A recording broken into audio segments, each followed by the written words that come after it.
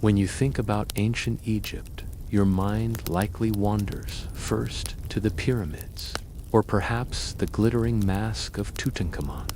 Yet the reality of daily life was far more practical. If you had lived along the Nile more than 3,000 years ago, one of your most constant frustrations would not have been constructing monuments or deciphering hieroglyphs. It would have been something much more mundane: the state of your teeth. The diet of an average Egyptian was deceptively simple. Bread, onions, and beer formed the backbone of daily meals. Bread, in particular, was eaten at almost every occasion. But there was a problem.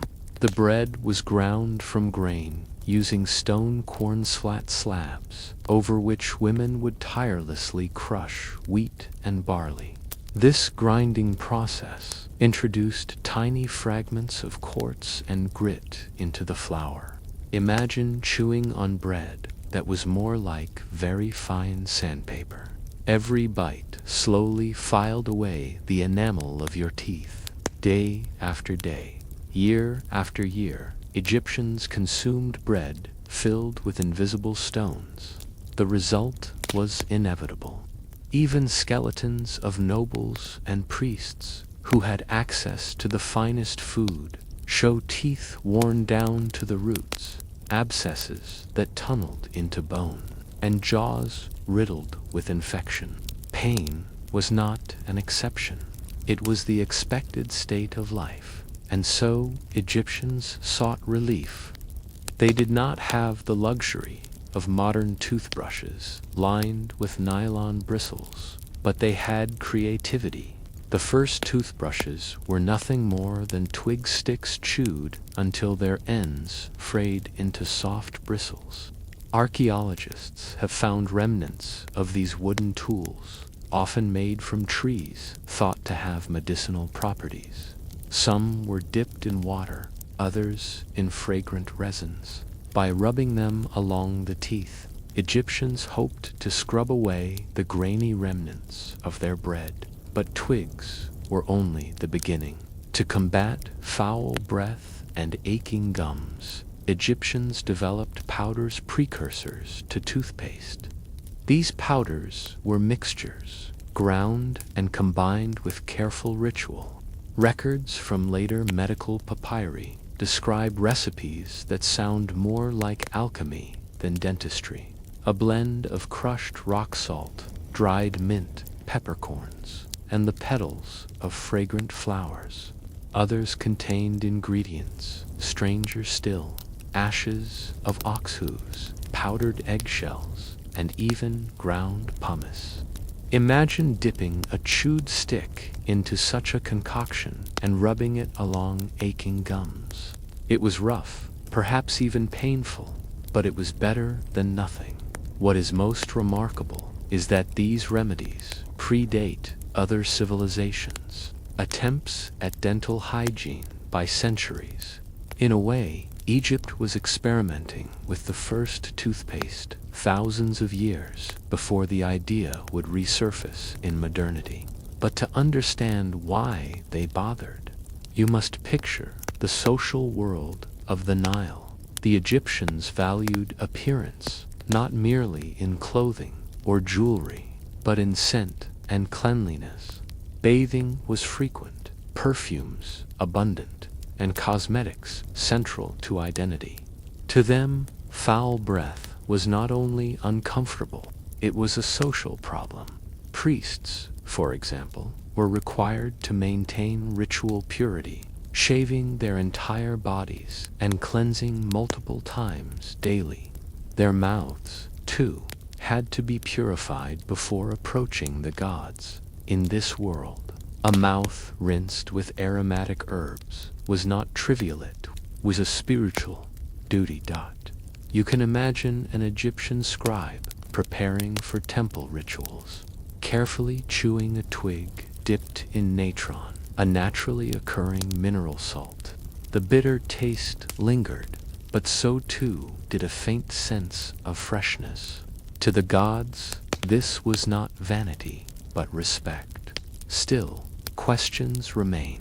How effective could these early dental powders really have been? Did they reduce pain or simply mask it with strong tastes? And why did Egyptians, out of all ancient civilizations, seem so unusually preoccupied with oral hygiene? As you drift with these thoughts, consider this. In a land where sand slipped into everything from bread to water jars, what must it have truly felt like to live with teeth that ground themselves away with every meal? If Section 1 left you with the image of Egyptians chewing gritty bread and grinding their teeth down to the roots, Section 2 brings us to the remedies they devised, part practical, part ritual, and always steeped in the peculiar mixture of medicine and magic that characterized their world. When you imagine an Egyptian doctor, or rather, a swin as they were called, you must not picture a modern dentist leaning over a reclining chair with a tray of sterilized instruments. Instead, picture a learned man in linen, seated cross-legged with papyrus scrolls before him, jars of powders and pastes, and perhaps a set of bronze tools carefully arranged on a reed mat. His practice would be equal parts physician, priest, and sorcerer. Two surviving medical texts are especially important here. The Ebers Papyrus, circa 1550 BCE, and the Kahun Papyrus, circa 1800 BCE. These scrolls preserve hundreds of remedies for ailments of every kind. Among them are instructions for treating what we would call dental problems: tooth pain, abscesses, bleeding gums, and foul breath. One remedy suggests mixing powdered barley, honey, and yellow ochre, applying it directly to an aching tooth. Another prescribes a poultice of cumin, incense, and onions, pungent, to say the least. For bleeding gums, the texts recommend a mixture of frankincense and malachite, ground into a paste. None of these sound soothing, yet their logic was consistent. Honey as an antiseptic, frankincense as both fragrance and antimicrobial, malachite as astringent. Primitive, yes, but not entirely without medical reasoning. Still, many prescriptions were also incantations. Some cures required reciting spells to the gods while applying the paste. This duality, half medicine, half magic, reflected a worldview in which illness was not merely physical but spiritual. A toothache could be the work of angry spirits, and so words of power were as necessary as herbs. Bronze instruments discovered in tombs suggest that Egyptian practitioners were not content with powders alone. Small forceps, chisels, and needles hint that they may have attempted crude extractions or lancing of abscesses. Imagine the bravery or desperation of a patient submitting to such procedures without anesthetic, in a candlelit chamber echoing with prayers. Other tools were gentler, the already mentioned chew sticks, sometimes sharpened at one end for toothpicking, frayed at the other for brushing. Archaeologists have unearthed examples remarkably similar to the miswak still used in parts of Africa and the Middle East today. That continuity speaks to their effectiveness. Even if primitive, it is easy to forget that oral hygiene in Egypt was not just about pain or health. It was deeply tied to ritual and identity. Priests prepared for sacred duties by purifying their mouths with natron rinses, symbolically cleansing the breath through which prayers would rise. Wealthy elites flavored their powders with cinnamon or myrrh, not unlike how we might choose between mint or clove toothpaste today. Meanwhile, The poor relied on whatever herbs grew by the riverbanks. This attention extended beyond the living. Mummies sometimes show traces of resins and powders applied to their mouths during embalming, suggesting the belief that even in the afterlife, a clean mouth was part of dignity and preparedness. The gods, after all, would not wish to converse with a soul whose breath smelled of rot. Grinding powders, reciting spells, stemmed from the same problem: bread filled with grit. A loaf baked from hand-ground grain was both nourishment and slow destruction. Egyptians knew this. They endured it, and they adapted their lives around its consequences. So, as you imagine yourself seated in an ancient home along the Nile, tearing into a coarse piece of barley bread, consider the bitter irony that the very food that sustained life also carved away at it, grain by grain, tooth by tooth. But one question lingers. For all their ingenuity, how far could these practices really go? Could powders of rock salt and mint truly heal the agony of an exposed nerve? Or was Egyptian dentistry, in the end, more about appearances sweetening the breath for gods and neighbors than about easing the deeper suffering that bread and grit inflicted? You have now seen the problem grit-filled bread that ground teeth to stump sand, the Egyptian response, with their powders, chew sticks, and incantations. But in this final section, let's step back and examine what it all amounted to, and how it shaped both daily life and the long echo of history. If you were a farmer living in a village along the Nile, you would have accepted tooth pain as inevitable. Children as young as 10 might already have cavities, their teeth scarred by endless chewing of coarse loaves. By adulthood, gums would swell, abscesses would burst, and pain would radiate into the jaw and skull. There were no anesthetics, no antibiotics, no clean extractions. Archaeologists examining mummies have found roots exposed, infections spreading into the bone, and jaws so diseased that the cause of death was likely sepsis from untreated dental abscesses. These were not isolated cases, they were the norm. Imagine carrying such pain for years, every bite a reminder, every night's sleep interrupted by throbbing in the jaw. And yet, people endured. They worked in the fields, raised families, built monuments. Pain was woven into existence, so constant it became background noise, like the river's flow or the desert wind.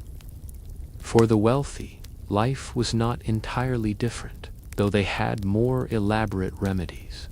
They could afford imported spices, fine resins, and access to the learned physicians. Some may have had teeth cleaned by servants with chew sticks dipped in aromatic powders. Others relied on honey poultices to soothe infection. But wealth could not buy immunity. Even pharaohs suffered. The mummy of Ramses II, one of the greatest kings of Egypt, reveals advanced dental disease. His jaw bore deep abscesses that must have tormented him in life. The irony is striking. A ruler who commanded armies and built temples that still stand millennia later, yet was brought low by the humble cruelty of bread and grit. What makes Egyptian dental care remarkable is not that it was effective by modern standards. It was crude, but that it existed at all. Long before toothbrushes, Egyptians valued oral hygiene enough to dedicate resources, rituals, and medical knowledge to it. Their recipes for powders are the ancestors of our toothpaste tubes. Their chew sticks live on in cultures that still use them today. Even the idea of combining cleanliness with spiritual duty survives. Consider how brushing your teeth before bed has become not just hygienic, but ritualistic, a daily act marking the transition from wakefulness to rest. In that sense, every evening toothbrush is a faint echo of a priest in Thebes purifying his mouth with natron before whispering prayers to the gods. History often remembers grand achievements, pyramids, empires, conquests, but sometimes it is the small, almost boring details that reveal the deepest truths. Ancient Egypt invented some of the earliest systems of writing, monumental architecture, and centralized government, but they also wrestled with the quiet misery of tooth decay. And in their fumbling solutions, prayers we glimpse the resilience of human beings facing a problem too ordinary to glorify, yet too persistent to ignore. So as you think of Egypt, don't picture only the golden mask of Tutankhamun or the towering stone blocks of Giza. Picture, too, the ordinary man seated in his mud brick house, grinding a twig against his aching gums by the light of a flickering oil lamp. Picture the priest rinsing his mouth before a dawn ritual. Picture Ramses himself wincing as he chewed, and reflect on this simple question: when all the grandeur is stripped away, is it not often the smallest, most mundane struggles, the pain of a tooth, the relief of a clean mouth, that connect us most closely to the lives of those who came before? Long before the wristwatch, long before digital clocks that glow on your bedside table, human beings asked a simple question: how do you know when it is time to do something? For the Babylonians, living in Mesopotamia nearly 4,000 years ago, this question was not just practically, was sacred. Time itself was tied to the rhythms of gods, stars, and the steady turning of the heavens. Imagine the world of the Babylonians. They lived in a fertile land between the Tigris and Euphrates rivers, in cities that were dusty, bustling, and filled with temples. Farmers tilled the land with wooden plows, merchants traded barley and textiles, and priests offered sacrifices on ziggurat-stepped temples that loomed over the flat horizon. Daily life depended on coordination. When should fields be irrigated? When should sacrifices be offered? When should the city gates close for the night? Without a way to measure time, everything relied on vague guessism till people learned to measure shadows. At its core, a Babylonian clock was nothing more than a gnomon, a stick planted upright in the ground. As the sun moved across the sky, the shadow shifted in length and direction. Priests and scribes began recording these patterns, noticing that the shadow grew shorter at midday, then lengthened again toward evening. By marking the ground, they divided the day into sections. These divisions were not hours, as we think of them, 60 minutes, each but rough parts of daylight. Still, they were enough to organize temple rituals, market schedules, and fieldwork. This practice was not idle curiosity. To Babylonians, the heavens were a divine script. Every movement of sun, moon, and star carried meaning. Measuring shadows was both practical and religious. It allowed them to live in sync with the gods. Here, too, we glimpse the origins of something we still use, the base 60 system. Babylonians adored the number 60. It divided evenly by many smaller numbers: 2, 3, 4, 5, 6. From this fondness came their mathematical system, and eventually the division of time into 60 minutes per hour, 60 seconds per minute. Even today, every glance at your watch owes something to the priests who traced shadows on the clay courtyards of Babylon. But the first divisions were cruder. A day might be split into early morning, midday, and afternoon. Ritual tablets record offerings at the rising of the sun, or when the shadow falls to its shortest length. Time was practical, but still wrapped in poetry. Measuring shadows was not just science, it was power. The priests of Babylon were the keepers of time. By controlling the calendar, they controlled festivals, sacrifices, and even taxes. If the priest declared it was the right time to plant barley, farmers obeyed. If he declared it was the right day for a ritual, the city assembled. Thus, a stick in the ground became a tool of governance. To measure time was to rule time, and to rule time was to rule people. Picture this. The sun rises over the mud brick houses of Babylon. A priest in a white robe steps into the temple courtyard, where a tall gnomon casts a long shadow toward the western wall. He notes its angle, scratches a mark in the clay, and murmurs a prayer. Farmers wait outside the city gates, ready to lead their oxen to the fields. Merchants adjust their stalls, preparing for the morning crowd. All of them, whether they realize it or not, live by the length of that shadow. But here is where the curiosity lingers. For all their skill in watching the sun, how precise could these early measurements truly have been? Did ordinary Babylonians feel that time was being measured, or was it still just the sun moving overhead as it always had? And perhaps more intriguingly, when time is measured not by clocks but by shadows, does life itself feel slower or simply more in tune with the sky? In Section 1, we lingered on the humble gnomon, a stick in the dirt that turned sunlight into time. But for the Babylonians, that was only the beginning. They were not content with mere daylight measurements.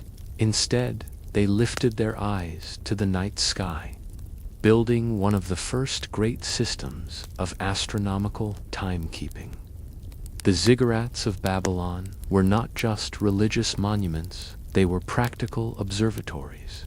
From their high terraces, priests could see beyond the walls of the city, over fields, canals, and into the endless horizon of sky. Night after night, they charted the rising and setting of stars. One of their greatest achievements was recognizing the steady paths of certain constellations. Some rose only in certain seasons, guiding the agricultural calendar. Others appeared at regular times of night, like celestial clocks ticking above the sleeping city. By noting when a star rose in relation to the fading shadow of the gnomon at dusk, they created a bridge between day and night, between shadow and starlight, while the sun and stars told time in broad strokes. The Babylonians also experimented with something more mechanical, the clepsydra, or water clock. Picture a clay pot with a small hole at the bottom. Water drips slowly out, drop by drop, into another container.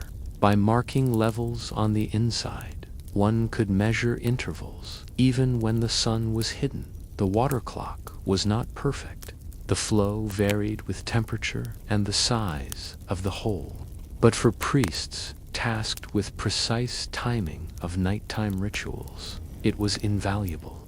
Imagine a group of temple singers chanting hymns as water trickles steadily from a pot, their performance carefully timed to end as the last drop falls. In Section 1, we noted the Babylonian love of 60. Here, it takes on cosmic significance. By combining shadow measurements, stellar observations, and water clocks. They began dividing not only the day, but also the circle of the heavens. A full circle became 360 degrees 6 times 60. Each degree was further divisible, much like minutes and seconds of today. This was not just mathematics. To the Babylonians, it was theology. The universe itself, they believed, was structured in harmonious ratios. Time, space, and divinity were bound together by the number 60. To measure shadows was to glimpse order in the cosmos, a faint reflection of divine balance. But how did this system trickle down to daily life? For ordinary Babylonians, time was not divided into 60 minutes. It was still the rising of the sun, the lengthening of shadows, the appearance of the evening star. Farmers cared less about degrees of the circle and more about whether barley needed irrigation. Housewives measured time by the length of bread baking in clay ovens. Children counted moments by games played in the dust. And yet, even for them, the priestly control of time mattered. Markets opened when priests declared the day auspicious. Festivals filled the city when stars aligned with rituals. Taxes were collected according to the calendar etched into temple records. In this way, the measurement of shadows and stars shaped both cosmic order and mundane chores. One cannot forget that Babylonian astronomy was deeply entwined with divination. A shadow falling too far to the north, or a star rising out of season, might be interpreted as a sign foretelling famine, war, or the displeasure of the gods. Kings relied on these readings before making decisions. An ill-timed shadow could delay a military campaign. A favorable star could bless a marriage alliance. So, measuring shadows was never just about telling the time. It was about telling the future. But here lies the puzzle. Did the Babylonians believe they were discovering order in the universe, or were they imposing order upon it? Was time already carved into 60 parts by the gods, waiting to be revealed? Or did human hands, scratching marks into clay with a stylus, create time out of shadows and stars? We've followed the Babylonians from sticks casting shadows in dusty courtyards, to priests marking the heavens atop ziggurats, to dripping pots of water counting the hours of the night. In this final section, we consider what all this amounted to, not just for them, but for us. Thousands of years later, for an ordinary Babylonian, the rhythm of life was simple. The sunrise called people to fields and workshops. The heat of midday drove them to shade. The evening star brought markets to a close. These rhythms existed before mathematics, before priests marked shadows in clay. But the moment humans began measuring those rhythms, something changed. Work became not only about dawn and dusk, but about appointed moments, ritual hours, festival dates, deadlines for taxes or irrigation. Priests did not simply observe the heavens, they scheduled life around them. In doing so, they transformed time from a natural flow into a structured system, a grid stretching over every activity. It is no coincidence that Babylon was a city of records, tablets listing barley rations, debts, contracts, and court rulings. A city that measured grain and silver would also measure time. In both cases, measurement brought order, predictability, and authority. But Babylonian timekeeping was not just practical, it was mystical. Every observation carried a double weight, one of utility and one of meaning. If a shadow grew shorter than expected, it might signal not only the approach of noon, but the anger of a god. If a planet strayed from its predicted path, it was a warning to the king. This dual role gave priests immense influence. They were astronomers, mathematicians, and fortune-tellers rolled into one. When they declared that the heavens favored or opposed a royal decision, kings listened. Wars, marriages, and public works might be delayed or hastened based on a shadow's fall. Thus, a simple act marking the ground where a gnomon's shadow ended could change the fate of a kingdom. Their greatest legacy lies in numbers. The division of the day into 24 hours, of hours into 60 minutes, and of circles into 360 degrees, all stem from the Babylonian system. Every clock on your wall, every compass and protractor, every GPS satellite calculating longitude owes a quiet debt to the priests of Mesopotamia who scratched time into clay. Even the concept of predicting celestial events, eclipses, planetary movements, solstices, began with their meticulous observations. Later, Greek astronomers borrowed heavily from Babylonian records, and through them, the entire Western tradition of science inherited this obsession with dividing, calculating, and predicting time. Still, it is worth remembering the mundane side. Somewhere in Babylon, a farmer probably looked at the temple gnomon and muttered that he didn't need a priest to tell him when the sun was up. A child may have played in the shadow of the ziggurat, unaware that its length was being recorded for eternity. And countless ordinary people lived and died with little concern for degrees, minutes, or prophecy measuring their days instead in loaves of bread, steps to the well, or songs sung before sleep. As you think of the Babylonians, picture both sides. The grand ziggurat under the stars, where priests traced the cosmos into clay tablets, and the dusty courtyard where a stick cast a shadow across a child's game. Out of those shadows came not only a schedule for sacrifices and markets, but the very framework of time that governs our lives today. And ask yourself this: if we still divide time by their sacred number 60, do we not, in some small way, still live in the rhythm of Babylon? When we think about writing, we imagine symbols on clay, papyrus, or parchment scribes, recording laws, poems, or prayers. But before letters and alphabets, before scribes pressed wedges of cuneiform into tablets, there was another, humbler system. Small lumps of clay, shaped and marked to stand for goods. These were the clay tokens of Mesopotamia, and they may be the most boring, yet most world-changing artifacts you can imagine. Picture Uruk around 3300 BCE, one of the first true cities of humankind. Its mud-brick walls stretched for miles, enclosing temples, markets, workshops, and thousands of homes. Fields of barley rippled outside the city, while canals carried water and boats laden with goods. With such growth came a new problem: keeping track. Farmers delivered barley to temple granaries. Shepherds brought sheep. Potters sold jars. Weavers supplied cloth.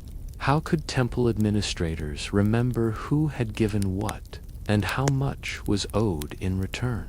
Oral memory was no longer enough. Something more permanent was needed.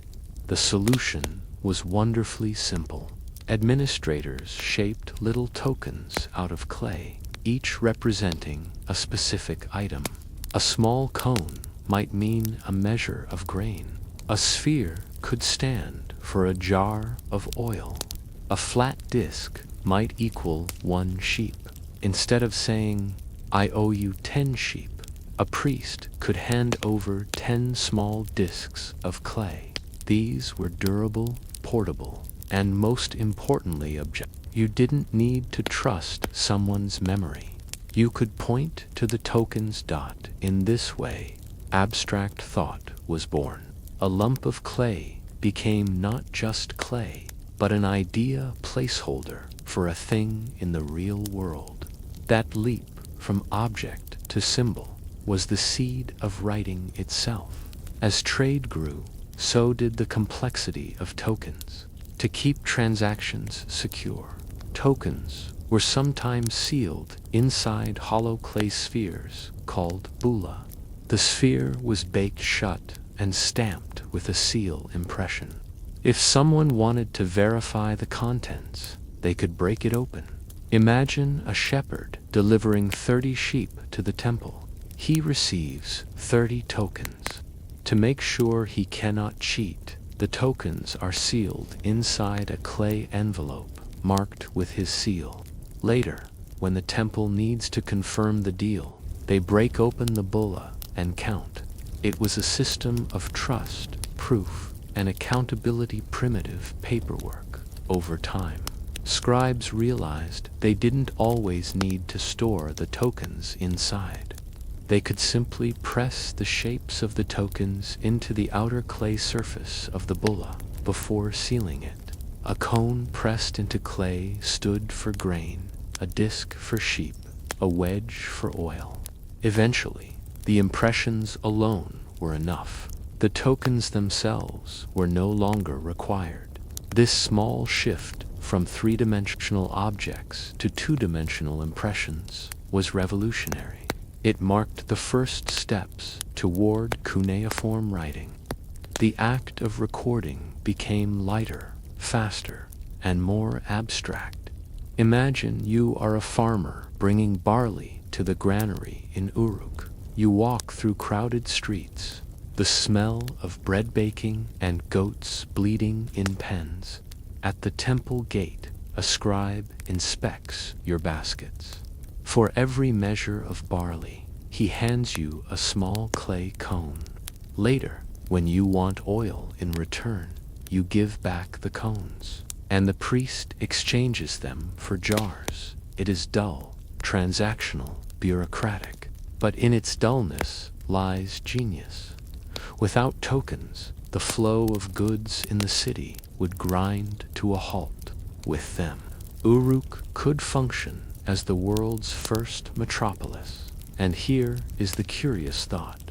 Were these tokens just tools of practicality, or were they also the birth of human imagination?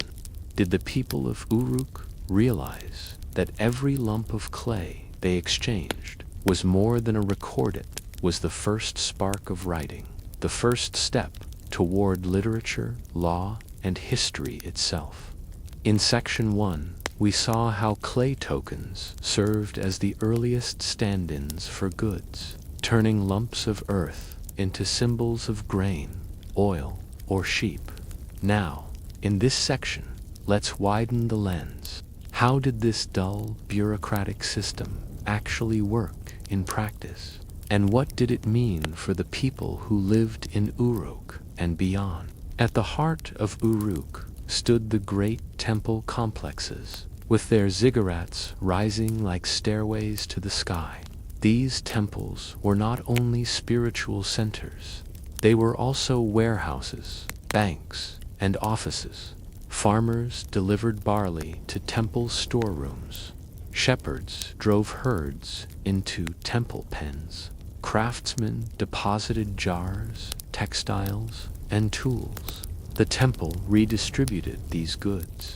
Oil rations for laborers, grain for priests, wool for weavers.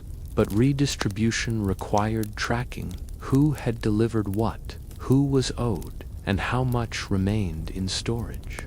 Without records, chaos loomed. The clay tokens provided order. Each one became a miniature IOU. a promise of fairness in a system that might otherwise favor memory and corruption.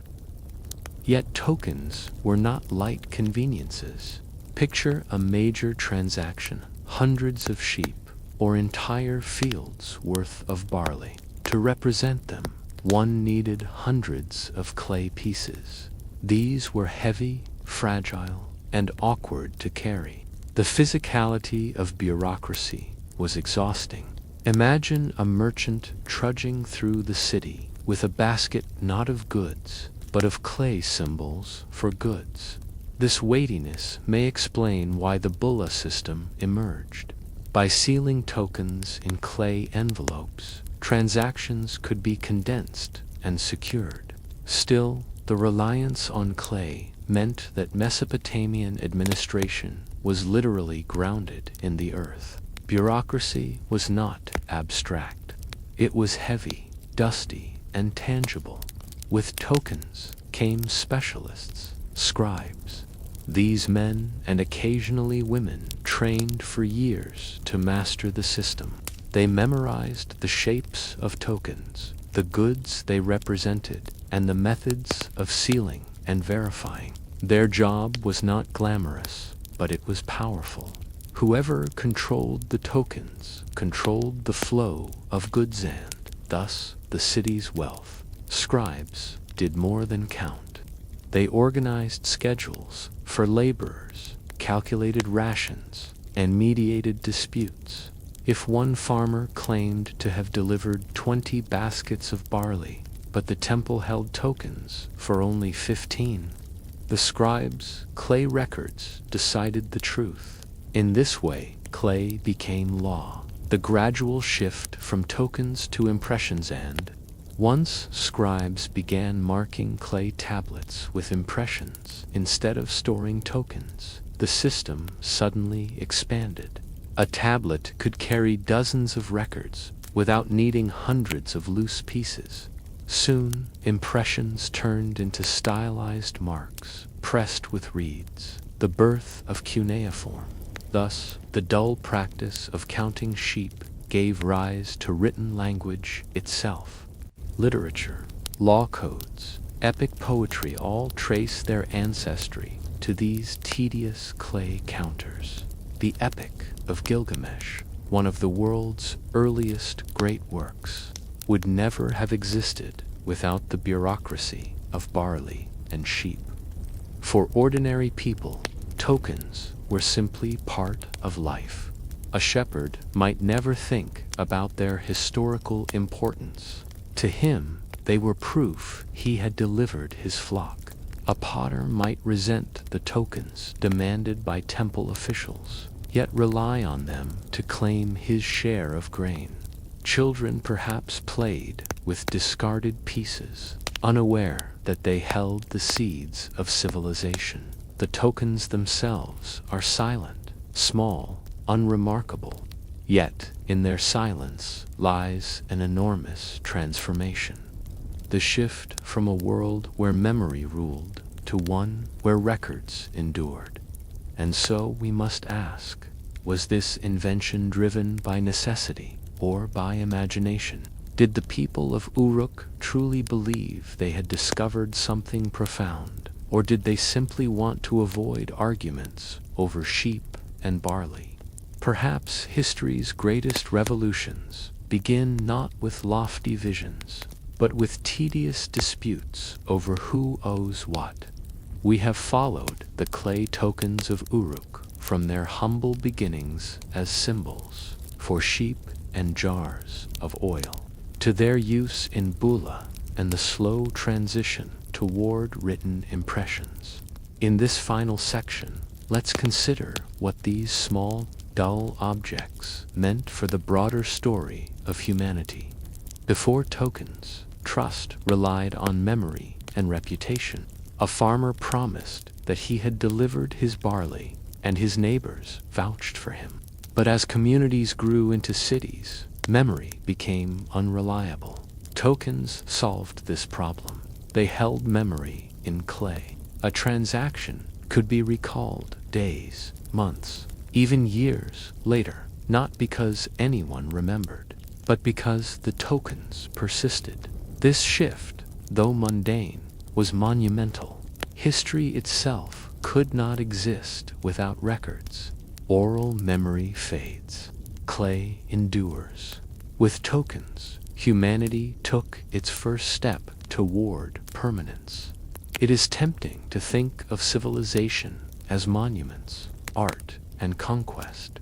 Yet civilization also requires bureaucracy, the tedious, repetitive act of tracking goods, labor, and obligations. The tokens of Uruk are proof of this. They tell us that before kings carved their victories in stone, before poets sang of Gilgamesh, there were scribes bent over clay, counting sheep one by one. It is boring, and it is foundational. Civilization rests as much on clay tallies as on heroic epics. By 3100 BCE, the logic of tokens had outgrown itself. Instead of storing hundreds of little lumps, scribes pressed symbols into tablets. Then they simplified the shapes, turning cones and discs into wedge-like marks. The result was cuneiform, the first true writing system. The earliest tablets are not poetry or philosophy, but accounts. So many measures of barley delivered, so many sheep exchanged. Our first written words, in other words, were receipts. Humanity learned to write not to tell stories, but to do paperwork. And yet, from those receipts came everything else.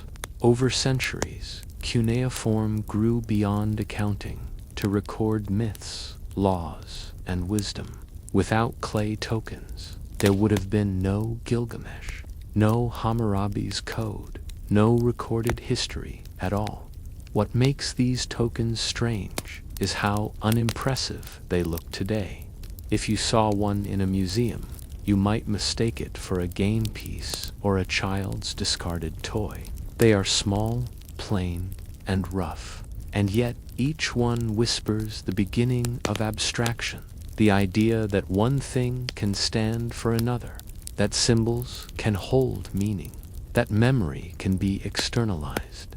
A single clay disc once stood for a sheep grazing outside Uruk, but it also stood for something larger, the leap of the human mind from the immediate to the symbolic. Think of the ordinary shepherd receiving a handful of tokens in exchange for his flock. Did he realize he was participating in the invention of writing? Did he care? Probably not.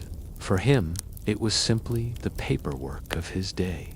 And yet, through him, the clay tokens passed from hand to hand, shaping the destiny of human communication. So here is the quiet truth. Before pens and parchment, before printing presses and computers, there were little lumps of clay. They are boring, bureaucratic, and forgettable. But without them, history itself could not have been written. And perhaps the question lingers still. Are we any different today when we file documents, track numbers, and tally expenses? Are we not echoing Uruk, still shaping tokens only now in digital form? When you picture the Sahara, you may imagine an endless expanse of dunes, wind carving waves in golden sand, and the horizon shimmering in heat. But for centuries, this vast desert was not a barrier. It was a highway, a network of trade routes carrying one of the most ordinary yet most precious commodities of all. Salt today. Salt is so common that it sits in shakers on every table. But in pre-modern times, salt was life itself. Without refrigeration, salt preserved meat and fish. Without mineral supplements, salt replaced what sweat drained from the body in hot climates. Salt flavored bland porridge, lent strength to laborers, and even played roles in rituals in West Africa. Salt was so valuable, it was sometimes traded ounce for ounce with gold. A block of salt could be worth a man's monthly wages. And to bring it across the Sahara required patience, endurance, and animals uniquely suited to the desert. Before the introduction of camels, trade across the Sahara was limited and dangerous. Horses and donkeys struggled to survive in the heat and dryness. But around the 1st centuries CE, camels were introduced to North Africa, with their humps storing fat, their long legs lifting them above the scorching sand, and their ability to go days without water. Camels revolutionized desert travel. Caravans, sometimes hundreds, even thousands strong, set out across the Sahara, each animal loaded with slabs of salt cut from desert mines.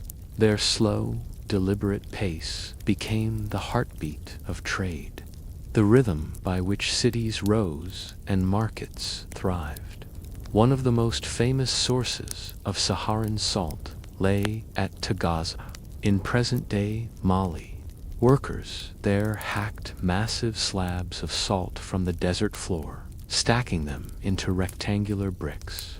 Life in Tagaza was bleak. The entire settlement smelled of salt, the huts themselves built from salt blocks. Fresh water was scarce, food had to be imported, and few lived there willingly. Yet the miners' work was indispensable. Without them, caravans would have nothing to carry.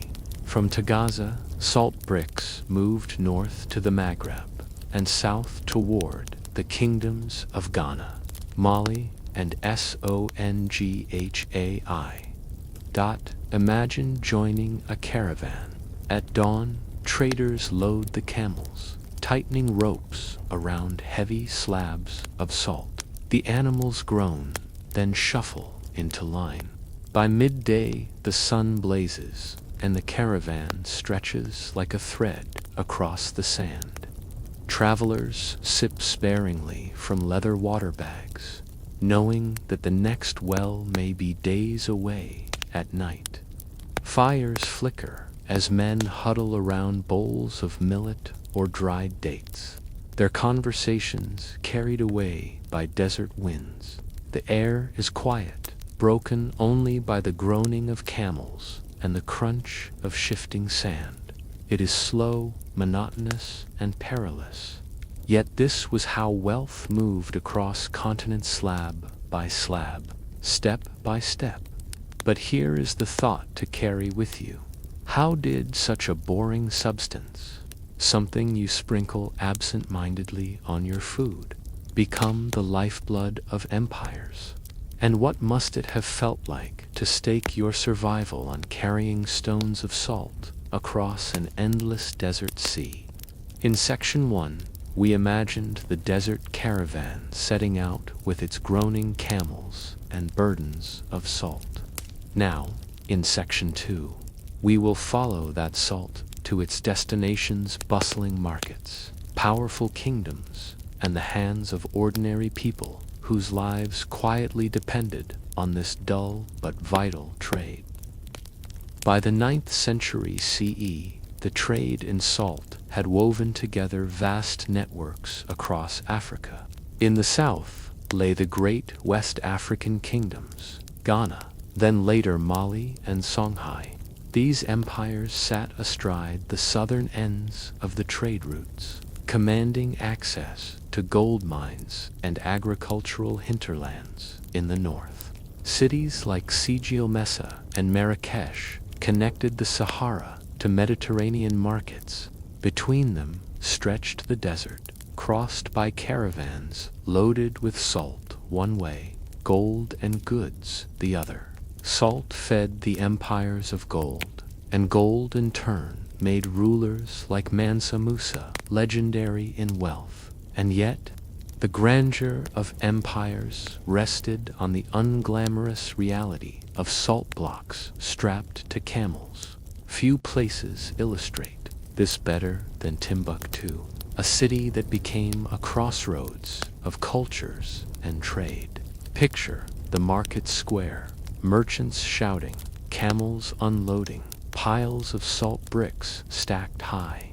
Traders from the north offered textiles, copper, and horses. From the south came gold, cola nuts, and enslaved laborers. But it was salt that everyone needed. A family might exchange grain for a handful of salt shavings. A merchant might barter a slab for cloth. Salt flowed into every household, from the kitchens of nobles to the pots of commoners. The city thrived not only on salt, but on the rhythm of exchange, the endless balancing of goods, prices, and needs. For ordinary people, salt was not exotic. It was part of the daily grind. Women dissolved it into porridge, preserving fish, or seasoning millet stews. Soldiers carried salt in their rations, for without it, sweat drained their strength in the tropical heat. Priests sprinkled salt in rituals, a symbol of purity and endurance. Even currency itself sometimes took the form of salt. Slabs could serve as payment, their value agreed upon by weight and size. Imagine being paid your wages not in coins, but in bricks of stone, awkward to carry, but undeniably precious. Still, every grain of salt in a pot carried the hidden cost of desert labor. Each brick had been hacked from mines where workers lived in misery, then loaded onto camels that staggered across scorching sands. Every mouthful of salted stew contained the memory of the desert's heat, its silence, its hardship. To eat salt was, in a way, to consume the Sahara itself. It is easy to see gold as glamorous and salt as dull. Yet without salt, gold would have had little value. Food would spoil, armies would falter, daily life would weaken. The grand empires of West Africa, with their palaces and scholars, were bound together by a web of dependence upon this ordinary mineral. So, here is the lingering question. Did the people of Timbuktu or Ghana realize that their prosperity was built less on gold than on salt? Or did the dull familiarity of salt blind them to the fact that their entire civilization depended on something as ordinary as what flavored their evening stew?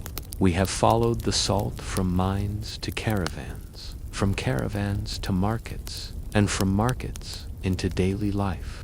In this final section, let us consider what happened when the salt roads began to fade, and why their story still lingers in the ordinary grains you sprinkle on food today for centuries. The rhythm of caravans defined Saharan trade. Camels plodded across dunes, guided by stars, their loads stacked with salt bricks bound for cities and kingdoms. Generations of traders inherited the routes, learned the location of wells, and memorized the harsh landscape. The desert became not just an obstacle, but a lifeline. Yet, even as the caravans endured, change brewed beyond the Sahara. By the 15th century, Europeans had begun sailing along the West African coast, opening sea routes that bypassed the desert entirely. Ships could carry salt, gold, and other goods faster and in greater quantities than caravans ever could. Slowly, the centrality of the Sahara routes diminished. The markets remained, but the caravans grew fewer. Towns that once thrived on desert trade quieted. Still, salt itself did not lose importance. If anything, it became more abundant. New mining techniques, new transport routes, and new economies ensured that salt remained woven into human survival. But its mystique, its role as white gold, faded. What once bought armies or rivaled gold in value now became cheap, common, and unremarkable. This transformation highlights an odd truth. The very substance that once built empires could, through abundance, become invisible. Today, most people give little thought to salt, though every living body still depends on it just as much as those West African kingdoms did. The salt roads, however, left traces. Languages across Africa and the Mediterranean carry idioms linking salt to value and loyalty. Stories of caravans still echo in oral traditions. Ruins of caravanserai desert rest stops, the landscape, silent reminders of an economy built on slow endurance. Even modern borders and towns in North Africa and West Africa reflect the ancient lines of these routes. Geography remembers, even if daily life has forgotten. Imagine the ordinary trader who spent his life in the desert caravan. Perhaps he never owned gold, never ruled a kingdom, never wrote a chronicle. His legacy was simply survival, guiding camels, balancing water skins, counting salt slabs in the morning sun. His contribution was not glamorous, but it was essential, and perhaps he never thought of it this way. But his daily labor helped hold together empires, markets, and families. He may have seen only boredom and hardship, but history sees in him a link in the long chain of human resilience. As you sit with a pinch of salt in your fingers, pause to consider the weight behind it. Once, this simple crystal-crossed desserts, carried by caravans under burning skies. Once, it determined the rise of kingdoms and the wealth of cities. Now, it slips from shaker to plate without notice, and here lies the thought to drift off with: if salt so ordinary now once held such power, what present-day necessity might our descendants one day see as the invisible foundation of our age? We often imagine the Roman Empire in terms of legions marching, emperors scheming, or gladiators fighting in crowded arenas. But beneath the spectacle lay an empire obsessed with something far less dramatic: counting. The Roman census was one of the most important and most tedious institutions in their world. It was not a simple tally, it was a ritual, a legal reckoning, and a tool of control. The census began in the Roman Republic, traditionally credited to King Servius Tullius in the 6th century BCE. Its purpose was deceptively dull: to record the number of citizens, their property, and their obligations. But this dullness hid immense power. The census determined who could serve in the army, how much tax was owed, and what rank a man held in society. Without the census, Rome could not have raised legions, collected revenue, or maintained its rigid social hierarchy. The empire of stone and conquest was built on the paperwork of census officials. Every 5 years, 2 magistrates called censors conducted the census. These were men of great prestige, chosen not only for their political standing, but also for their supposed moral authority. Their duties included registering citizens, assigning them to social classes, and even judging their conduct. The process took place in the Campus Martis, the Field of Mars, just outside Rome. Citizens gathered there in groups, declaring their names, families, property, and slaves. The censors listened, recorded, and assigned each person to a class based on wealth. Imagine the lines stretching out in the sun, farmers clutching their sons' hands, merchants listing their assets, nobles standing apart with long The air buzzed with murmurs arguments, and the scratching of styluses on wax tablets. The census divided society into clear categories. The wealthiest citizens, those with land and money, were placed in the highest classes and expected to provide horses for cavalry service. Middle classes provided infantry soldiers, bringing their own arms and armor. The poor, those with little or no property, were still registered, but often exempt from military service, instead serving in auxiliary roles. Thus, the census was not just about numbers. It was about hierarchy. By counting, Rome reinforced the idea that every citizen had a place, and every place carried duties. The census ended with a ritual purification called the lustrum. After years of tallying, arguments, and assessments, the censors led a sacrifice of pigs, sheep, and bulls. This act symbolically cleansed the people, binding them anew to the state. It was both religious ceremony and bureaucratic finalia, reminder that counting was sacred as well as practical. For the average Roman farmer, the census could be he might worry about underreporting his property and risking penalties, or overreporting and being taxed beyond his means. He might resent the scrutiny of censors peering into his livelihood. And yet, participation was mandatory. To skip the census was to risk being labeled incensus, effectively stripped of civic rights. The dullness of the procedure belied its gravity. A man's standing in Rome, his chance to vote, fight, or rise in office was tied to his place in the census rolls. But here is the curiosity. How did Romans themselves feel about this endless process of counting and classifying?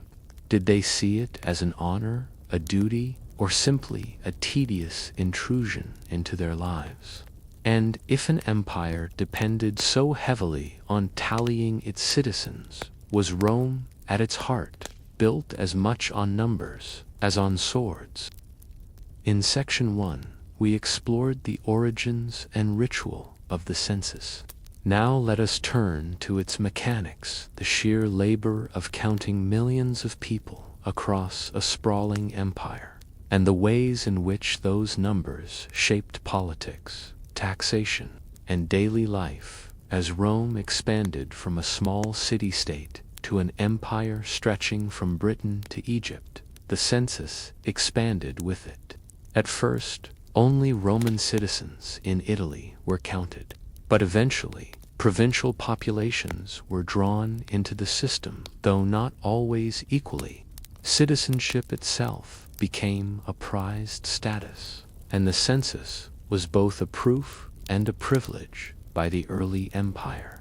Censuses were conducted not just in Rome, but across provinces, overseen by imperial officials.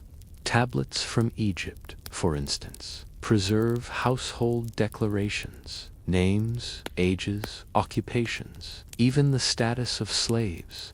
Ordinary families were pulled into the great machinery of Roman record-keeping. But how was it actually done? Imagine officials traveling to towns and villages, setting up temporary offices in forums or temples. Citizens would come forward, declare their families and property, and scribes would record the data on wax tablets. Later, these records might be copied onto parchment or stone, transported back to Rome, and stored in archives. The process was slow. Communication across provinces took weeks or months. Errors were common. Entire households might evade notice, or officials might inflate numbers to please superiors. Counting heads in an empire of millions was never exact, but it was enough to govern. The census was not neutral. Its outcomes determined taxes and service. Wealthier landowners bore heavier obligations, supplying horses, weapons, or funds. Poorer citizens might pay smaller taxes but had fewer rights. Slaves, of course, were counted not as citizens but as property, their existence recorded for taxation on their masters. For provincial subjects, the census could feel like an imposition of foreign control. To be registered was to be visible to the empire, liable for tribute, and entangled in obligations that reached far beyond the village. More than once, emperors used the census to reshape political identity. Augustus, the first emperor, famously conducted a census to stabilize Rome after years of civil war. His counts emphasized order, hierarchy, and duty to the state. By listing citizens and property, he reasserted Rome's control and his own authority. Later emperors followed suit, though not always with success. In some cases, attempts to impose censuses in new territories provoked unrest, even rebellion. For people unused to such scrutiny, the sudden demand to declare property and family must have felt invasive. One cannot overlook the sheer scale of bureaucracy involved. Thousands of scribes across the empire, endless copies of records, warehouses filled with tablets and scrolls, all for the sake of counting. The Roman state was not just legions and roads. It was also archives of names, lists, and tallies. Behind every battle or law lay years of paperwork. The empire of marble and conquest was supported by the empire of clay and ink. And here we pause with a question. Did Rome's obsession with counting strengthen the empire or burden it with bureaucracy? Was the census a foundation of stability or a weight that grew heavier as the empire expanded? We have seen how the census worked its rituals, bureaucracy, and burdens. Now, in this final section, let us consider what the census meant for Rome in the long run, and how its dull procedures shaped ideas of government that still echo today. For ordinary Romans, the census was both empowering and exhausting. On the one hand, it affirmed citizenship. To stand before the censors and declare your property was to be recognized as part of the Roman state. It meant rights, to vote, to marry legally, to pass wealth to heirs. On the other hand, it was invasive. Every field, every slave, every member of the household was subject to scrutiny. Poor farmers might fear underreporting lest they be punished, or over-reporting lest they be taxed beyond endurance. Some hid assets, others exaggerated. For them, the census was less about pride than survival. The deeper truth is that the census was not just about numbers. It was about power. To be counted was to be controlled. Rome could tax you, conscript you, or judge you because you existed on their rolls. Those who escaped, the census slaves, foreigners, outlaws, stood outside the official world of Roman law. Thus, the census created not just a list of people, but a definition of who mattered. Citizens were visible. Others were invisible. In this way, bureaucracy reinforced social boundaries as surely as armies enforced borders. Over time, the census became more symbolic than functional. By the late empire, the vast scale of Rome made comprehensive counts nearly impossible. Provinces were too numerous, populations too mobile, records too vast to maintain.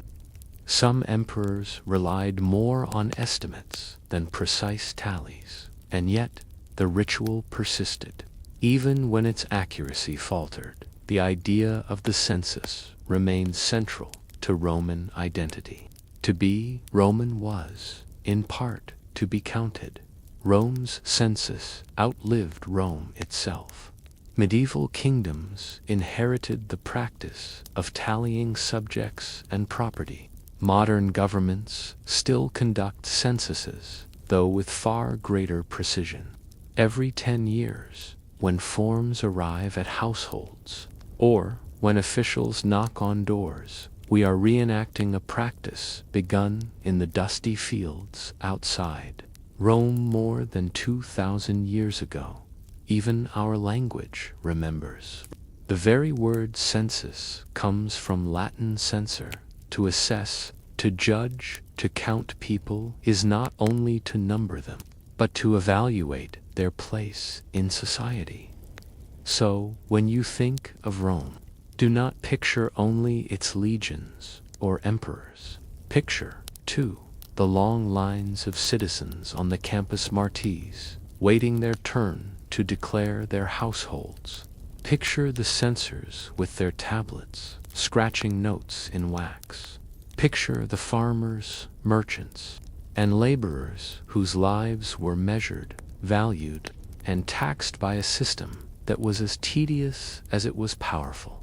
And ask yourself, if an empire could rise and endure on the strength of its numbers, is it possible that counting slow, boring, relentless counting is as important to civilization as swords and monuments?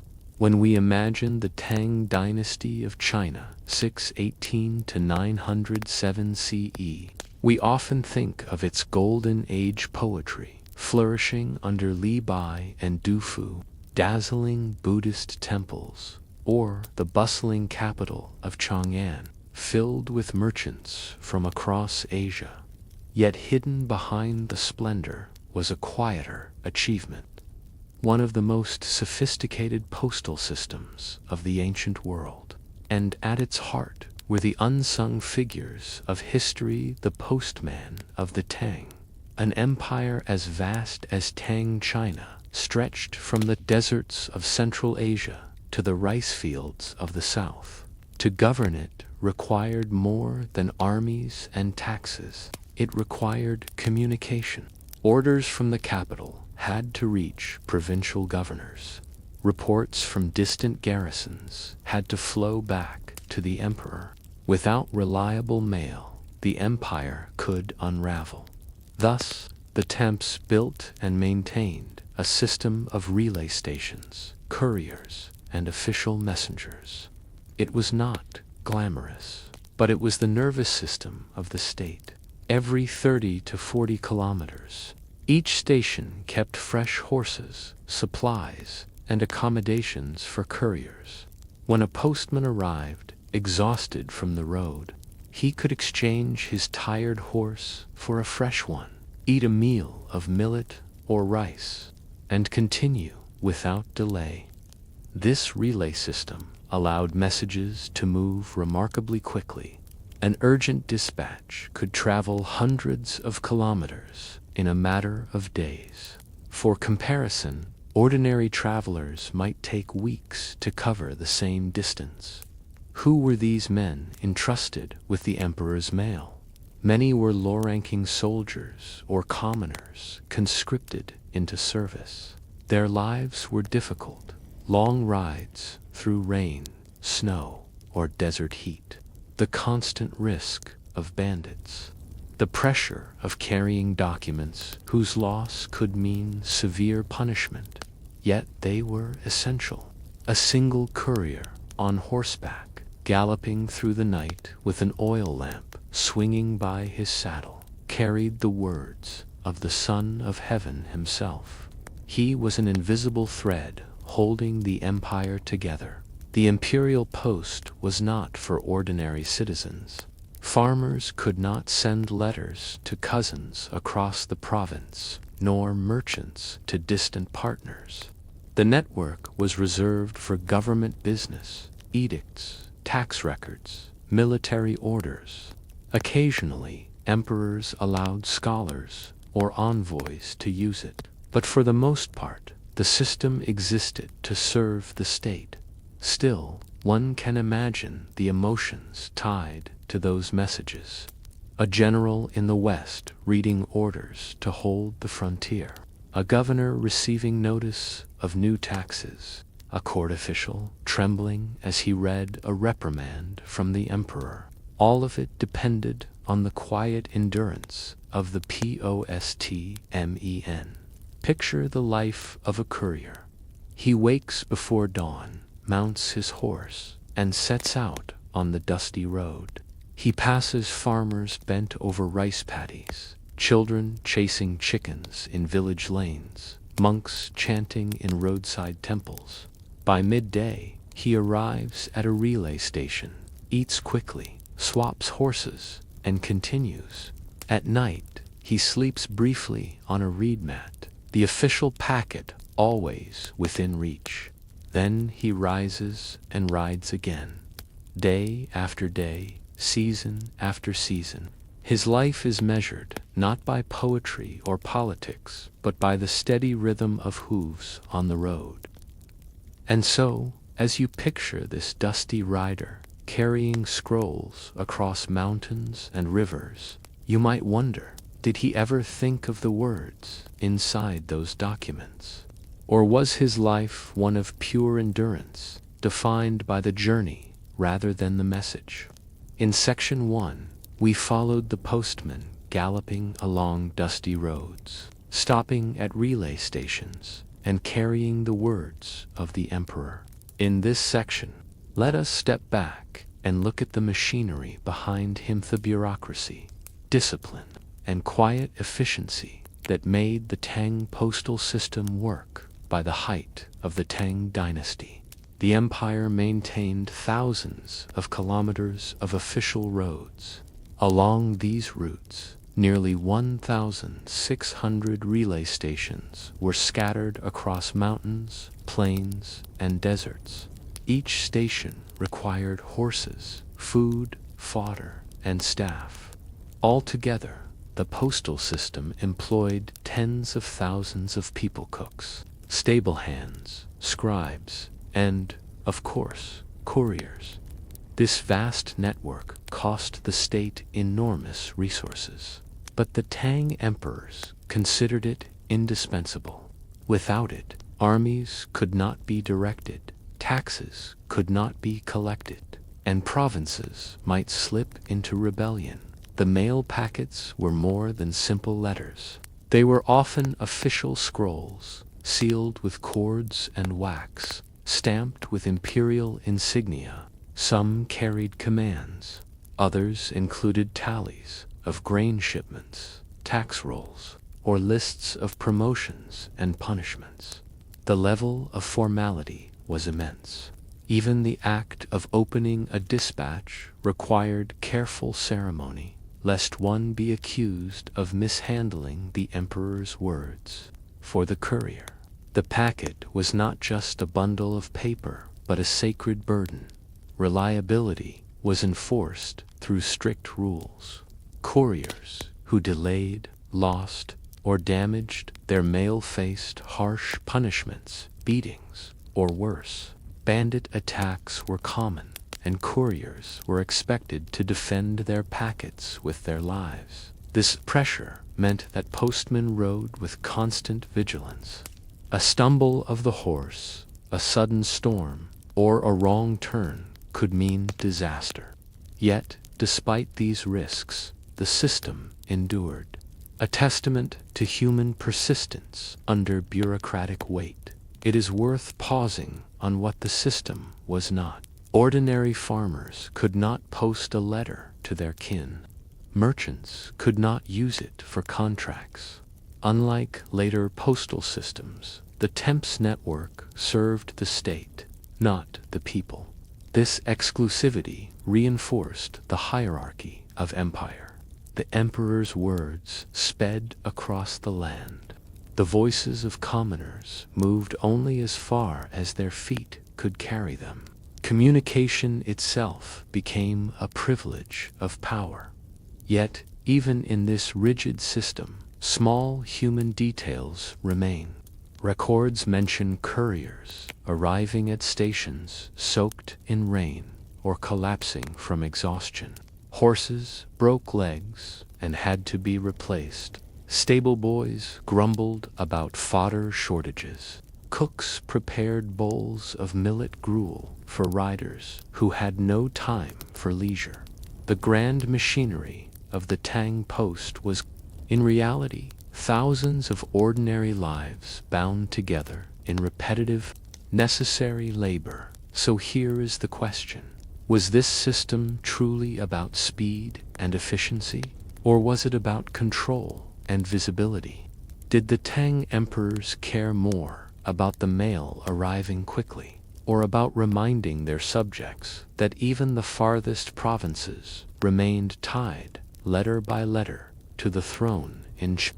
We have traced the Tang postal system from dusty riders on lonely roads to the vast bureaucracy of relay stations and sealed documents. In this final section, let us consider the meaning of this quiet machinery, what it left behind, and why it still matters when we think about how societies hold together at its heart. The postal system was about making distance manageable. The Tang Empire stretched across mountains, rivers, and deserts. Without communication, governors in the provinces could act as little kings, drifting from the emperor's authority.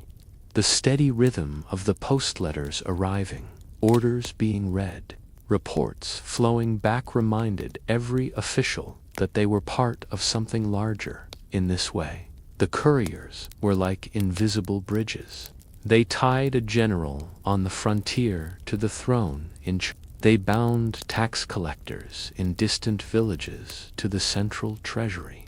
They kept the empire from unraveling into fragments. For the couriers themselves, there was little glory. No poetry was written for them. Their names rarely appear in chronicles. And yet, their endurance was extraordinary. Imagine riding day after day over passes lined with snow, through deserts where the wind stung like knives, across rivers swollen in spring floods, all with a packet of scrolls pressed against your chest. They were expected to vanish into the road, faceless, nameless, reliable.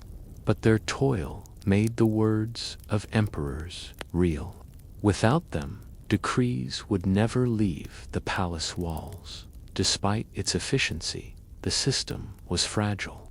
When rebellions broke out, rebels often seized or destroyed relay stations, cutting off communication. In times of famine, horses starved and couriers faltered. During the An Lushan rebellion in the 8th century, much of the network collapsed, leaving the emperor in Chang'an blind to events in the provinces. This vulnerability revealed the paradox of empire.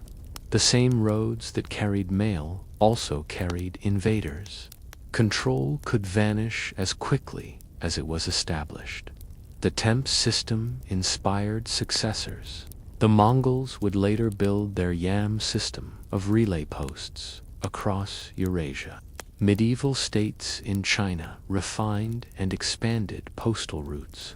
Even today, modern postal services echo the same principles: standardized stations, official couriers, and the relentless push to connect distant places with messages. The idea that a state depends on its mail lives on in every post office, every delivery truck, every mailbox, waiting at the end of a street. So, when you think of the Tang dynasty, do not picture only its poets and palaces.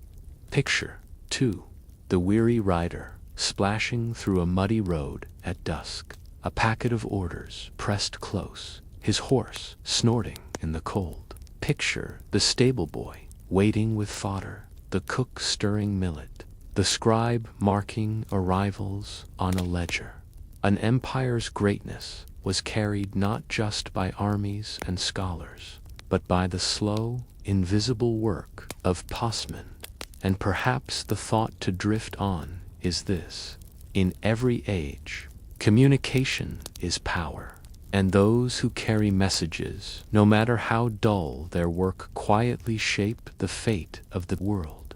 When we think of medieval monasteries, we often imagine stone cloisters, chanting monks, and illuminated manuscripts glowing with gold leaf. Yet hidden behind the walls of these religious communities were hives buzzing with activity. For monks, bees were not only providers of honey, a rare sweetness in a world without sugar, but also of wax, medicine, and quiet lessons in patience. In medieval Europe, refined sugar was almost unknown outside the wealthiest courts. Ordinary people sweetened their foods with fruits, or, if they were lucky, with honey. Honey was precious, not just for flavor, but for its uses in brewing mead, preserving food, and, above all, in medicine. For monks, who were often responsible for caring for the sick, honey was indispensable. Cloister gardens might hold herbs like sage, thyme, and rosemary, but the hives supplied honey to bind these herbs into salves and syrups. Monasteries became centers of beekeeping. Monks wore simple hoods and veils, using smoke from smoldering herbs to calm the bees. Their hives were often made of straw baskets called skeps, inverted like domes and filled with buzzing colonies. The work was slow and careful. A careless hand could bring a storm of stings, but a patient monk could harvest golden combs glistening with honey. Beyond the sweetness, wax was just as important. Wax candles lit chapels and scriptoriums, their steady flames illuminating prayers and manuscripts. To have bees was to have light in the darkness. Medieval medicine relied heavily on honey. Doctors and monks alike mixed it with herbs to soothe sore throats, heal wounds, and ease digestion. Honey was thought to carry warmth and moisture, qualities that balanced the humors of the body. Applied to cuts, it kept wounds clean. Swallowed with herbs, it eased coughs. Some recipes survive in medieval manuscripts. Honey boiled with fennel seeds for stomach troubles. Honey mixed with vinegar for sore throats. Honey combined with garlic for infections. In a world without antibiotics, honey's natural antibacterial properties offered real, if modest, relief. For monks, bees were more than useful. They were symbolic. Bees embodied order, obedience, and industry. Writers compared the hive to the monastery, each bee working selflessly for the good of all. Just as monks labored in prayer and service, bees became models of spiritual community, buzzing reminders of the virtues of patience and humility. Picture a monk in a woolen habit, tending hives at dawn. The air is cool, the grass wet with dew. He lifts a skep carefully, checks the combs, and hums softly a sound that mingles with the buzzing around him. Later, in the infirmary, he stirs honey into a pot of herbs, preparing a tonic for an ailing brother. In the chapel that evening, wax candles glow, their light flickering over stone walls. The bees are silent partners in every part of his day. But one wonders, did the monks, in their quiet cloisters, see bees as mere tools for medicine and light, or did they, as they watched the hive hum with life, feel a deeper kinship with these small creatures whose labor made sweetness possible in a bitter world? In Section 1, we looked at how bees provided sweetness, wax, and spiritual lessons to medieval monks. Now, let's explore how honey and hives became woven into the broader life of the monastery, in healing, in brewing, and in the subtle economy that sustained these religious communities. Monastic infirmaries were places of both care and experimentation. Monks served not only as spiritual guides, but also as healers. They copied ancient medical texts from Galen and Hippocrates, combined them with local herbal knowledge, and often improved their remedies through practice. Honey was central to these treatments. Wounds were washed with wine, then dressed with honey-soaked cloths to prevent infection. Honey mixed with crushed herbs became ointments for skin diseases. Syrups thickened with honey soothed coughs or loosened phlegm. In some recipes, honey was combined with vinegar to create a sharp tonic called oxymel, used for sore throats and digestive troubles. Patients, whether fellow monks, pilgrims, or peasants, might not have understood the chemistry, but they knew the relief. Monasteries were also centers of brewing, producing beer and, sometimes, mead. Mead, the fermented drink made from honey, was likely one of the earliest alcoholic beverages known to humankind. For monks, mead was not just a luxury. It was a safe alternative to often contaminated water and a source of calories. Imagine a cool cellar under the monastery, barrels lined in neat rows. Monks stir great vats of honey water mixtures, watching as yeast slowly transforms sweetness into warmth, shared in moderation. Mead sustained communities during feast days and special occasions. Honey also played a role in preserving fruits and making sweet cakes for holy days, in an otherwise bland diet of bread and vegetables. These touches of honey offered small comforts, reminders of joy amid austerity. Monks were not isolated from the outside world. Many monasteries managed large estates, and honey became part of their economic output. Surplus honey and wax were traded or sold, providing income for the abbey. Wax candles, in particular. Monasteries became known for their beekeeping expertise. Their hives dotted the countryside, tended with patience, their products flowing into markets that linked peasants, clergy, and lords alike. Thus, bees helped tie cloisters into the economic fabric of medieval life. While practical uses mattered, bees also inspired sermons and reflections. The hive became a metaphor for Christian unity, each bee working tirelessly, guided by the queen, just as monks followed their abbot. Bees' ability to turn humble nectar into honey was likened to monks transforming labor and prayer into spiritual sweetness. Some medieval texts even described Christ as a bee, tireless, life-giving, and humble in service. Thus, every jar of honey carried not only medicine and flavor, but also spiritual resonance. Picture a summer's day in the cloister. The garden hums with bees as monks weed herbs, their chants echoing faintly from the chapel. A novice gathers combs under the watchful eye of his elder, sticky with honey and wax. In the kitchen, another monk prepares a simple cake flavored with honey for the feast of a saint. In the infirmary, a patient drifts to sleep with a honey poultice cooling his wound. Bees are everywhere silent companions to every aspect of monastic life. But here is the lingering question. Did the monks see in these bees a reflection of their own disciplined, communal existence, or did the bees, in their ceaseless work, remind them that even the smallest creatures can transform the world through persistence?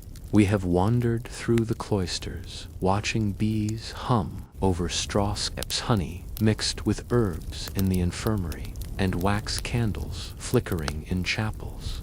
In this final section, let us step back and reflect on what bees and honey meant in the long arc of medieval life and what remains of that legacy. Today, beekeeping in the Middle Ages was delicate work.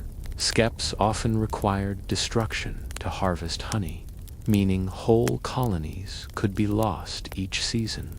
Monks sometimes killed bees with sulfur smoke before scraping out the combs, a practice that ensured honey but at the expense of the hive.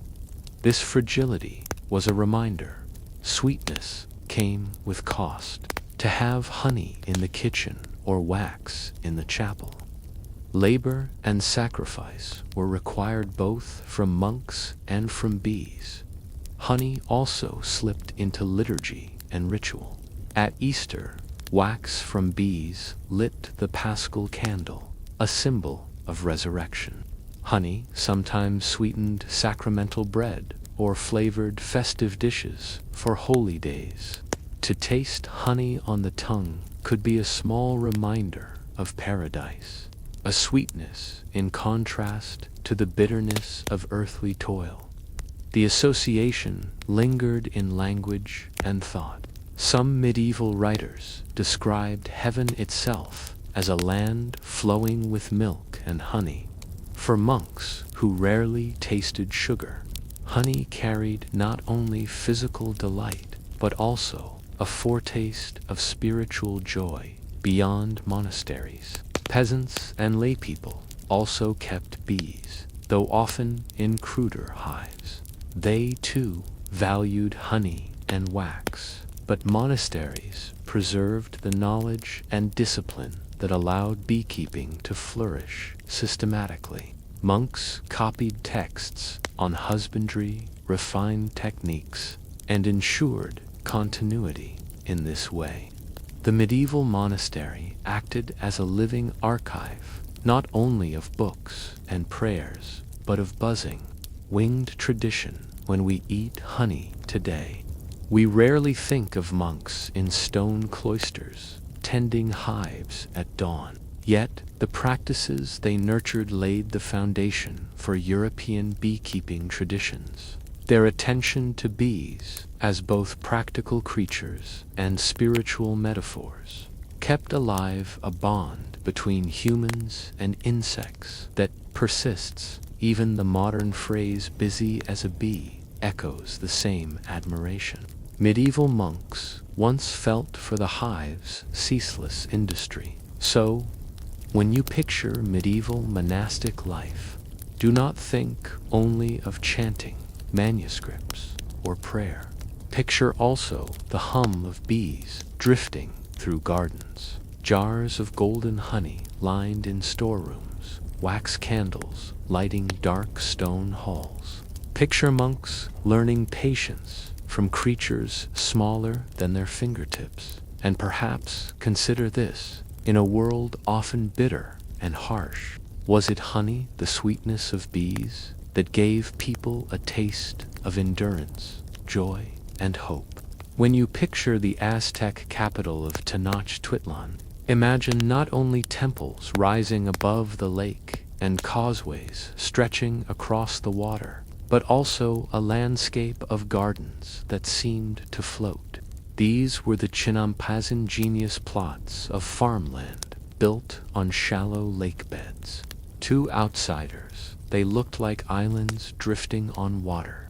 To the Aztecs, they were the backbone of survival. Tenochtitlan, founded in 1325 on an island in Lake Texaco, grew into a metropolis of hundreds of thousands. But an island city faced a constant problem: space. The surrounding lake offered little room for fields, and mountains limited expansion. To feed its swelling population, the Aztecs needed land where none existed. Their solution was to make land from water. The process was deceptively simple, but required patience. farmers drove stakes into the shallow lake bed, outlining a rectangular plataform about 30 by 2.5 meters. Between the stakes, they wove reeds and branches, forming walls. Into this frame, they piled mud, silt, and rotting vegetation dredged from the lake. Layer by layer, the plot rose above the waterline, forming fertile soil at the edges. They planted willow trees whose roots anchored the chinampa, preventing erosion. Canals between plots allowed canoes to pass, delivering produce straight into the heart of the city from above. The lake looked like a checkerboard of green rectangles floating on blue water. Chinampas were astonishingly productive. The constant supply of water kept soil moist, while the nutrient-rich silt renewed fertility year after year. Farmers could grow up to 7 harvests annually, producing maize, beans, squash, chilies, tomatoes, and flowers. For a city as large as Tenochtitlan, this abundance was vital. The Chinampas fed armies, priests, nobles, and commoners alike. They turned the lake into one of the most productive agricultural landscapes in the world. Imagine gliding through the canals at dawn in a canoe. The mist rises from the water, the air filled with the sound of birds. Farmers stoop in the plots, planting maize seedlings or harvesting chilies. Children paddle small boats, carrying baskets of produce to the markets. Dogs bark on narrow pathways, while willows rustle softly in the breeze. To live among the Chinampas was to live with water, earth, and green all interwoven. The Chinampas were not monumental like pyramids or palaces. They were not carved in stone or gilded in gold. They were quiet, practical, repetitive work. Yet their ingenuity lay in transforming the environment rather than conquering it. Where others might have seen only a lake, the Aztecs saw potential farmland. Their floating gardens were, in a sense, architecture made of mud and patience. But here lies the curiosity. Did the farmers of Tenochtitlan see themselves as innovators, or was the Chinampa system simply part of daily survival? Was it genius, or just necessity repeated until it became tradition? In Section 1, we explored how Chinampas were built and how they fed the city. Now, let us look at how these floating gardens fit into the broader life of the Aztec world, its bustling markets, religious rituals, and the rhythm of ordinary days at its peak. Tenochtitlan may have housed over 200,000 people, making it one of the largest cities on Earth in the 15th century. To sustain such a population required immense amounts of food: maize for tortillas, beans for stews, chilies for flavor, and vegetables for variety. Chinampa farmers supplied this abundance. Canoes loaded with produce glided daily from the surrounding lakes into the city's markets. Without Chinampas, the city could not have grown to its extraordinary size. One of the great marvels of the Aztec world was the market of Tlatelolco, adjacent to Tenochtitlan. Spanish conquistadors, upon seeing it, were astonished. Thousands gathered there each day to trade everything from obsidian blades to cacao beans, from woven cloth to carved jewelry. And at the heart of it all lay food: piles of maize cobs, baskets of chilies, gourds filled with beanzal supplied by Chinampa farmers. The market was not just commerce. It was the beating heart of the city, where rural labor met urban appetite. In Aztec thought, agriculture was bound to religion. Maize itself was sacred, a gift of the gods. The fertility of Chinampas symbolized life emerging from water and mud, echoing the creation myths in which the gods shaped humans from corn dough. Farmers might offer thanks to deities like Tlaloc, god of rain, or Ziptotec, linked to agricultural renewal. Planting and harvest were marked with rituals, small offerings of food or incense placed at the water's edge. Even ordinary work carried sacred resonance. Life on the Chinampas was steady, repetitive, and full of labor. Families rose with the sun, paddled out in canoes, and spent hours planting, weeding, or dredging fresh mud from the lake bed. Children learned early to balance on narrow, earthen ridges, helping parents harvest crops. Meals were simple: tortillas of maize, beans, chilies, sometimes fish from the canals. Evenings brought quiet families gathering near the hives of willows, listening to frogs croak and birds settle into reeds. Though the work was humble, it was also communal. Chinampa farming tied families to one another through shared canals, mutual labor, and the constant exchange of produce. The Aztec state drew heavily on Chinampa agriculture to support its rulers, temples, and armies. Tribute lists preserved in codices record shipments of maize, beans, and chilies flowing from Chinampa districts into the empire's coffers. The farmers did not simply feed their own families. They fed the state, this dual-role provider for both home and empire meant that Chinampas were not only gardens, but instruments of political power. So we might ask, did the Aztecs see their Chinampas as an expression of freedom land carved from water by their own ingenuity, or as obligations tied to empire and tribute? Perhaps the floating gardens were both symbols of survival and tools of authority. We have seen how Chinampas were built, how they fed Tenochtitlan, and how they tied farmers to markets, rituals, and empire.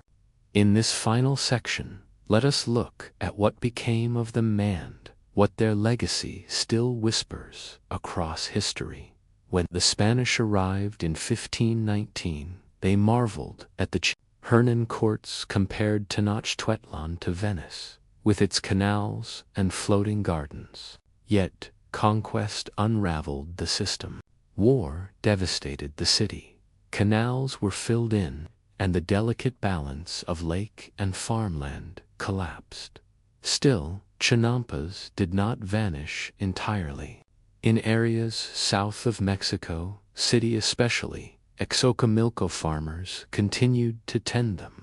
Even today, tourists glide along canals where bright flowers bloom on remnants of Chinampas, echoes of the Aztec ingenuity that once fed an empire. The endurance of Chinampas speaks to their practicality. They were not grand monuments, easy to destroy, but living systems rooted in mud, water, and willows. Even as empires rose and fell, the gardens remained useful. Farmers, after all, cared less about political upheaval than about feeding their families. Their design also reflected ecological balance. By recycling lake silt and vegetation, Chinampas enriched soil naturally. Their canals supported fish and birds, creating a biodiverse environment that sustained more than crops. For centuries after the conquest, Chinampas were overshadowed by European farming techniques. Only recently have historians and ecologists begun to appreciate them was sustainable agriculture centuries ahead of its time. In a world struggling with soil depletion and water scarcity, the Aztec floating gardens appear less like curiosities and more like lessons. Imagine if modern cities sprawling with concrete, looked again to the Chinampa for inspiration. Green islands woven through waterways, feeding populations with minimal waste. Yet beyond sustainability lies the human story. For the farmers who rose each morning to paddle through misty canals, the Chinampas were not abstract achievements. They were fields of survival, places where children grew, families ate, and rituals tied people to gods. Their quiet persistence, the layering of mud, the planting of maize, the rhythm of canoes, was the true genius of Tenochtitlan. Great temples crumbled, empires fell, but the floating gardens endured because they met the simplest and deepest need, food. So, when you think of the Aztecs, do not imagine only sacrifices on temple steps or warriors in feathered helmets. Picture, too, the farmer in his canoe, pulling weeds from maize plants on a chinampa, the willow trees swaying at the edges, the city glittering in the distance. And perhaps ask this: in a world where survival depends so often on ingenuity, is it not the quiet gardens, floating, fragile, persistent, that are the truest monuments of human achievement? When you picture the samurai, you likely imagine polished armor, gleaming swords, and solemn rituals of honor. But beneath the layers of lacquered plates and silken robes lay a more ordinary reality, clothing that needed washing. In a society where appearance carried dignity and discipline, laundry, even for warriors, was no trivial matter. Cleanliness held symbolic weight in Japan. The Shinto tradition emphasized purity, with rituals of washing hands, rinsing mouths, and bathing in rivers before prayer. Samurai, though warriors, were also expected to embody order and discipline. Dirty or unkempt clothing reflected not only personal neglect but dishonor. Thus, laundry was part of the daily maintenance of status. Silk robes worn at court, cotton garments of the household, and underclothes beneath armor all needed careful care. Japan, in the medieval and early modern periods, instead, people relied on natural cleansers. One common method used the soapwort plant, whose leaves and roots released a mild lather when crushed in water. Ashes from burned wood could also be mixed with water to form an alkaline solution for washing. Clothes were soaked, scrubbed, and rinsed in rivers or wells. Stains might be treated with rice bran or clay powders. The process was laborious, requiring patience and strength. For samurai households, laundry was typically the work of women wives, daughters, and female servants. In larger estates, professional washerwomen might be employed, skilled in handling delicate silks or removing stains from armor padding. Yet even warriors were not wholly detached. On campaign, samurai often washed their own garments in rivers, scrubbing travel-stained clothing alongside common soldiers. To fight effectively, one needed clean underclothes beneath armor, both for comfort and for health. Imagine a quiet riverbank in Edo period Japan. Women kneel on flat stones, garments spread before them. Wooden bats slap wet cloth rhythmically, echoing across the water. Soapwort froths faintly, mingling with the river's current. Nearby, children splash, and travelers pause to drink. Laundry was not only a chore, but also a social activity, a place where neighbors exchanged gossip, advice, and small laughter while scrubbing garments into brightness. For samurai, whose lives were ruled by codes of behavior, even laundry reflected discipline. Clothes were folded with precision, dried carefully to avoid damage, and stored neatly. A warrior's appearance was part of his reputation, and reputation was as valuable as the sharpness of his blade. The mundane act of washing clothes became part of the larger order of society, repetitive and essential. And so, one might wonder, in a culture that celebrated martial valor, did samurai secretly understand that their honor depended as much on the steady rhythm of washing clothes as on the clash of swords? In Section 1, we saw how soapwort, ashes, and rivers kept garments clean in samurai households. Now, let us turn to the deeper connection between clothing, armor, and the discipline of Washinya connection that revealed much about samurai life. Samurai armor, though impressive, was not worn directly on the skin. Beneath the lacquered plates and silk cords lay layers of padded garments, cotton jackets, leggings, and underclothing. These absorbed sweat and softened the weight of armor, but they also grew damp, dirty, and foul-smelling during campaigns.